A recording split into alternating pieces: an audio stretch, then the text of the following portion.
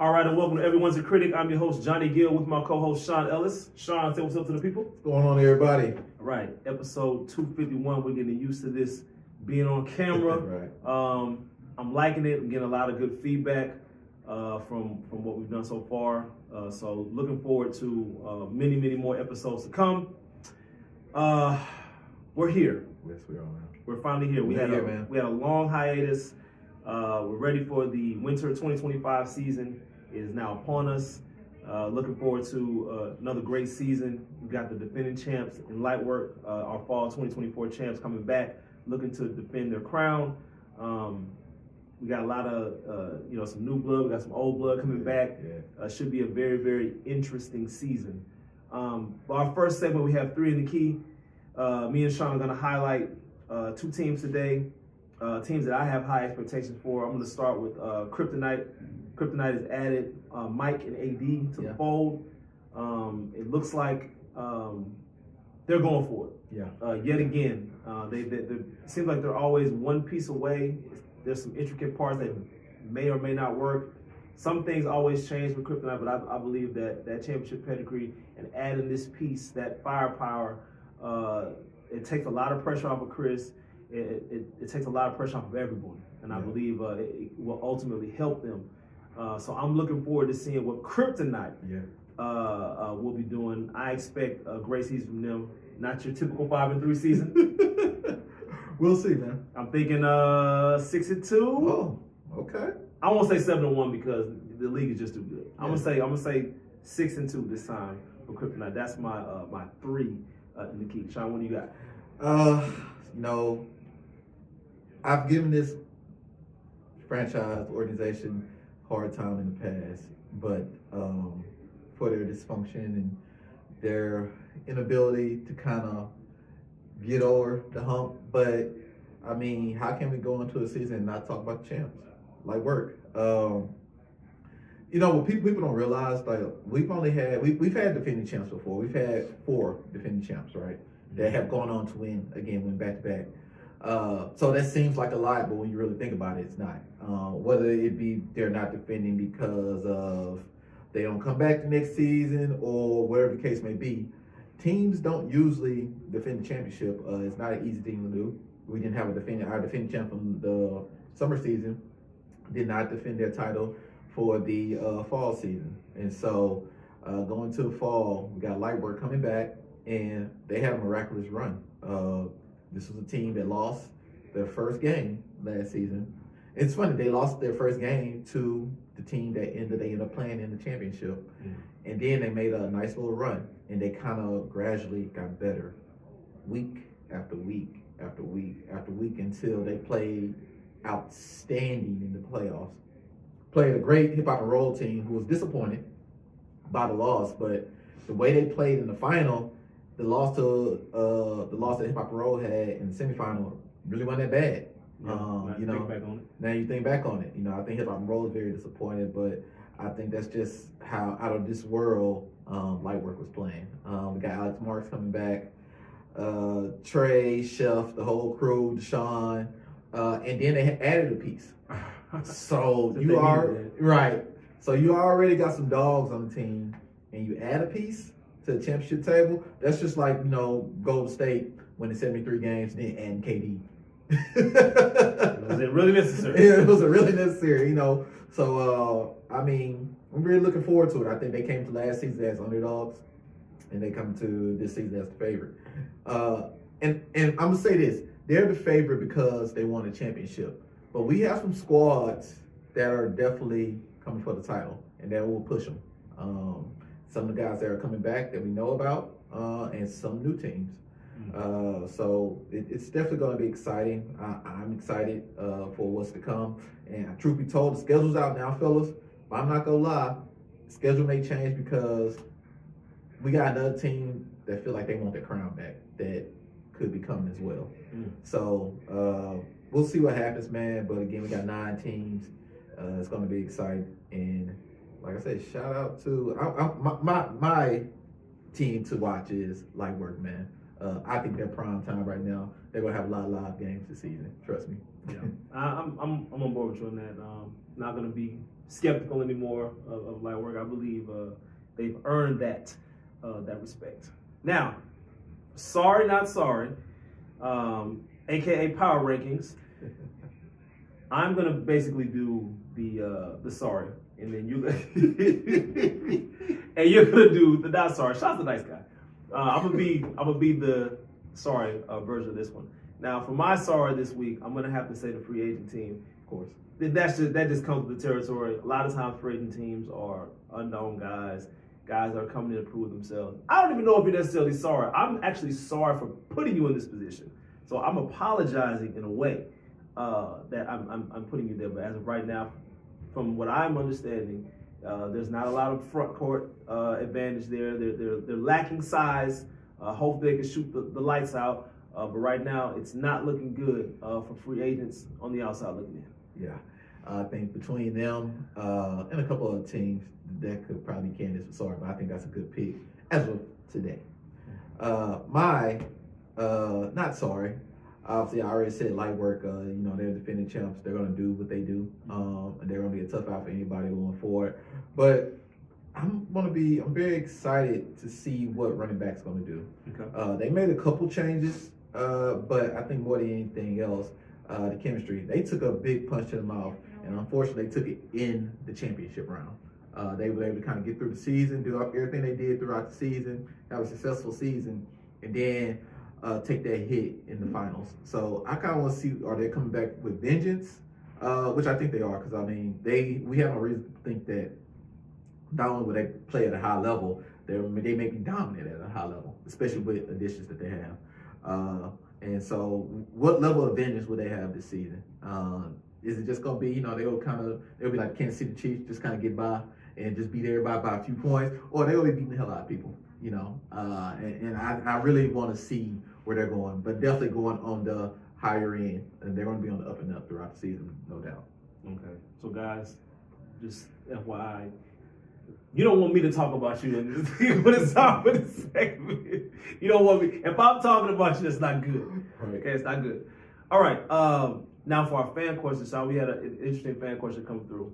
Question was, what was the most embarrassing moment you had in a basketball game, whether it be pickup or an actual school game or whatever team game that you played for?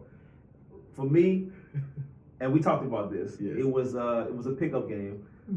Sad to say, I got dunked on. I did. It happens. It shouldn't have happened, but it happened. So let me break down the play for you. So what happened was, it was a turnover by our team, and it kind of reminded me of like Jason Terry. How the turnover started the fast break, but it was a situation where they threw the ball ahead. Yeah. It wasn't a back and forth hot potato situation. They threw the ball ahead. And I figured that I could come and try to make a play on the ball. And I can't remember the dude's name. I have to ask my homeboy Anthony. He knows. I'm sure he knows. If I talk about this, he's gonna laugh. But he started chopping steps. Oh boy. And I'm thinking, okay, he chopping his steps, but you're not a dunker. You know what I'm saying? So he must be trying to brace himself to finish strong. If anything, he'll attempt to dunk it, but he's not gonna actually dunk it. Right. And I jumped Oh, foolishly, flat-footed. I didn't get a good jump. Everything was wrong. The idea was wrong. The attempted block was wrong. I couldn't even see the ball. Right. So a lot of times when shot blockers or people who think they can block shots, they block the block. They block the shot blindly without looking. Yeah. So that's what I did. Yeah. I jumped. I didn't jump high enough, and all I know was my arm was here, and his arm was somewhere way up here, and he dunked it. And he, like I said, we're about the same height, but he was bigger than me. So he dunked it, so it made it look worse because we were around the same height. He was much stronger than me, and he put me in the rim. It was bad. And you get dunked on. What's the first thing you're gonna do? You're gonna try to get him back. I can't. I could dunk at the time, but it would have been like everything would have had to been perfect for me to dunk it. Yeah. So I tried to cross him, lost the ball. Everything was bad. It was just like, if this was a game, coach would call timeout and get out. He lost the ball. Just get out. How old were you? I might have been like 27, 26. Oh, so you were actually older. Yeah. So you had a beard and everything. No, I didn't have a beard then. I have a beard then. I was still working on it. I had like a goatee. Okay. But yeah, it was bad. It was embarrassing. One of my most embarrassing moments. I'll probably never forget it. Yeah. That was another time I got crossed too one time. That's for another Yeah. I think mine was, I think we also talked about this. Yeah, I want to say I was in 9th grade, so I was about 14 years old. And they were playing at Magnolia, which is good. Happy I wasn't a home game for us because it'd probably been really bad if it was a home game. I actually jumped the pass lane, get a steal at 3-point line. And this kind of let you know at the time, I'm 14 years old, so I didn't hit a growth spurt until I got a little older. So I thought I might be about 5'5". But I was 5'5", I had a size 12 shoe. Like I had huge feet, so I probably like a clown. Yeah. I was like 5'5" with a size 12, which is crazy. I wear 13 now. Yeah. So that shows you, and I'm 6 foot. So it was quite the difference. Yeah. And I jump the pass lane, get the steal, and I'm running down there by myself. So I made such a nice play that the Magnolia didn't even run back. And I can hear their coach screaming, "You gotta run back! You gotta run back!" So I'm down there by myself, and I'm getting my steps ready to kind of do the layup or whatever, because obviously I couldn't dunk at the time. I'm getting my steps together, do my layup, and then all of a sudden I don't know if I tripped or what. I just fall. I just remember going face planting, dribbling the ball, face plant, and slide out of bounds head first, and the ball goes out of bounds. I slide into the wall, boom. And I just remember just kind of getting up and like looking out at the bench, and like my teammates are laughing at me, and my coach is looking and just shaking his head like it's terrible, motherfucker. Get him out. Get him out. You saw like, hey, yeah. Go get him. And I remember just being like, I to this day I still don't know what happened. I don't know if I tripped but I just face planted, just was dribbling the ball and got ready to take my steps, and then I just face plant and slide out of bounds. It was like the 6 man. Yeah. He stuck his leg out. Yeah. Yeah, it was almost like that, like a ghost. Ghost just coming and cut me from behind.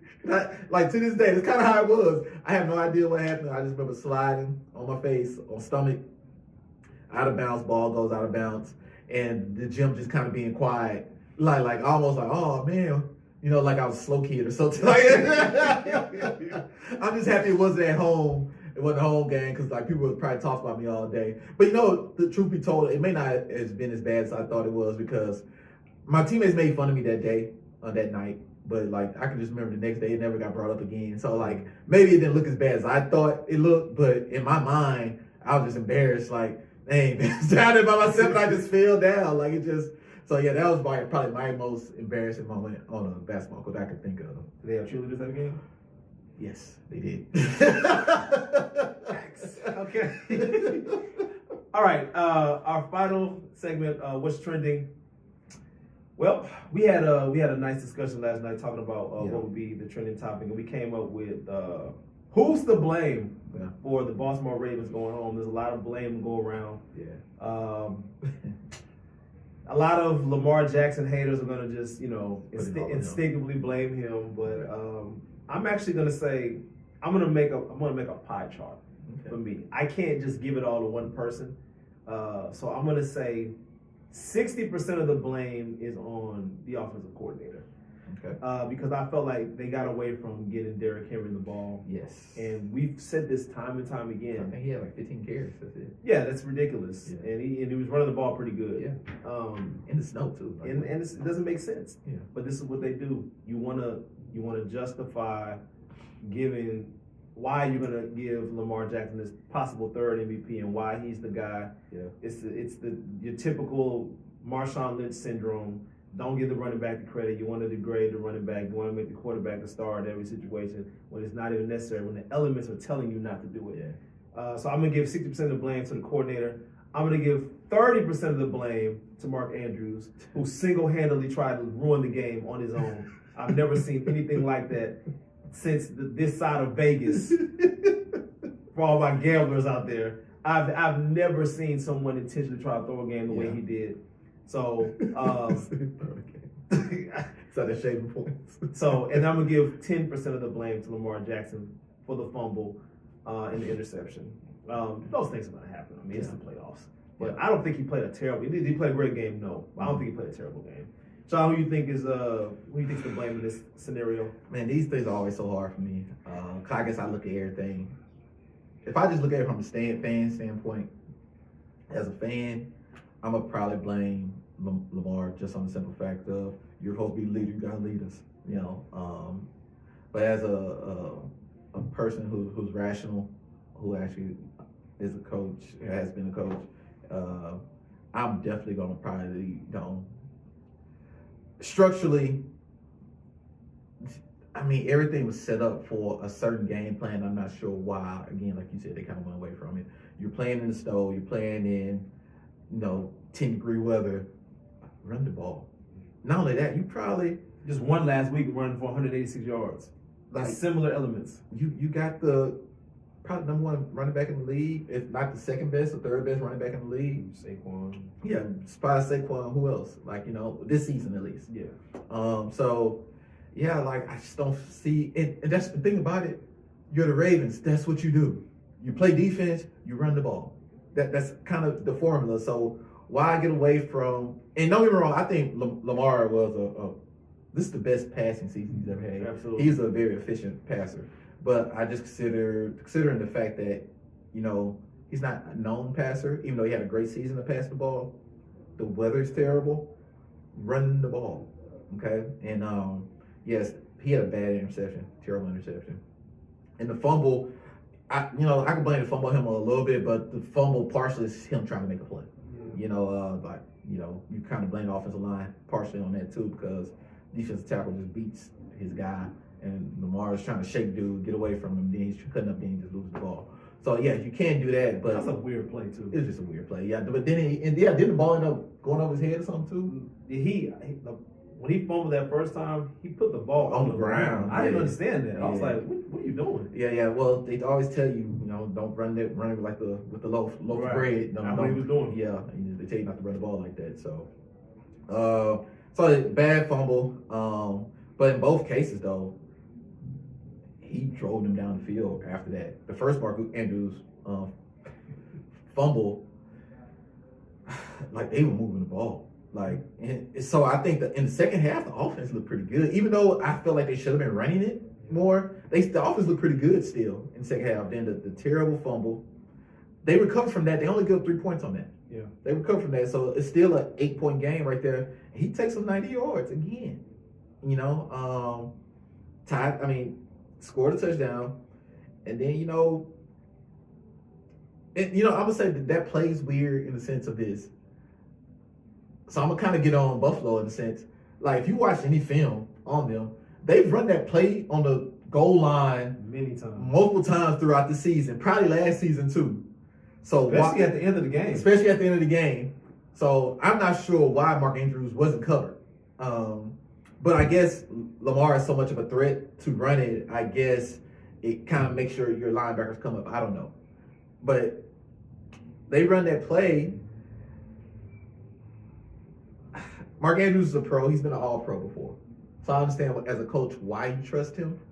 But considering he had that fumble earlier in that game, and he had a drop while he was wide open earlier in the game, you probably should have had Lively in that spot instead of Andrews. Who just scored the touchdown. Who had just scored a touchdown. Lively hasn't given you a reason not to trust him besides that game against Kansas City when he couldn't get both feet down. But he caught it, But he still caught it, So, yeah, you might should have put Lively in that spot and moved Andrews over as the blocker on the inside instead of Andrew. I get it, Andrews always is right there, but considering what had happened, I'm going to put it more. I hate to just give it all on Andrews because a lot of things happen. So I'm going to put it more on the coaching and Greg Roman. Yeah, and Greg Roman just kind of structurally, especially since they didn't run the ball as much as they should have earlier. I'm going to put it more on him, but yeah, Mark Andrews as a former All-Pro, those two plays, man, and think about it too, if Lamar never gets to a ring, or that this version of the Ravens never get a ring, they're going to go back to that. Yeah. That's going to be like a play in infamy for them, you know what I'm saying? So hopefully Lamar does eventually get one, that way we can forget it.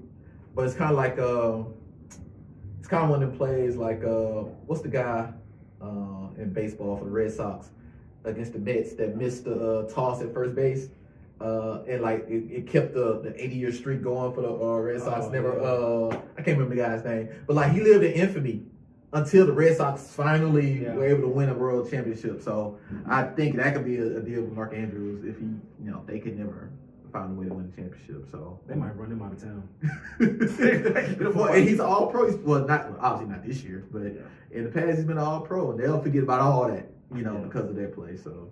I'm not gonna put it back. I'm gonna put it more so on the coaching. Just sometimes you gotta save me just knowing you gotta save the players from themselves sometimes. And I think he might not have the confidence right there.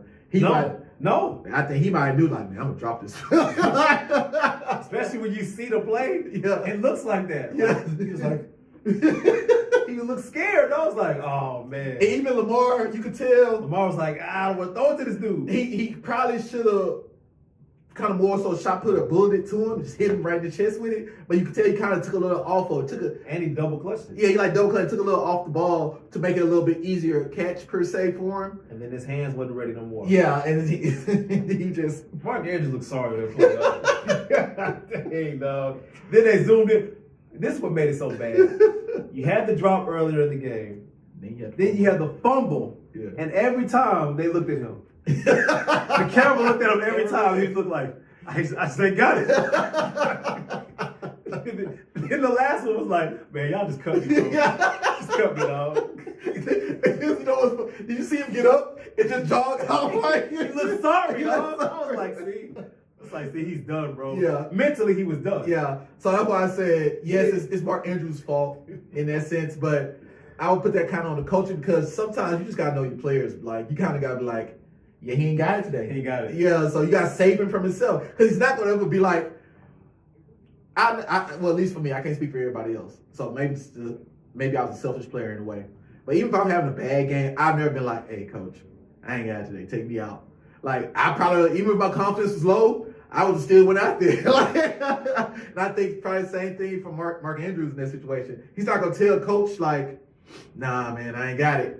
Don't throw it to me, right? You know what I'm saying? He's not gonna say that. You probably should have, though. He probably should have, But like that's why it's so. Don't throw it to me. You don't throw it to me.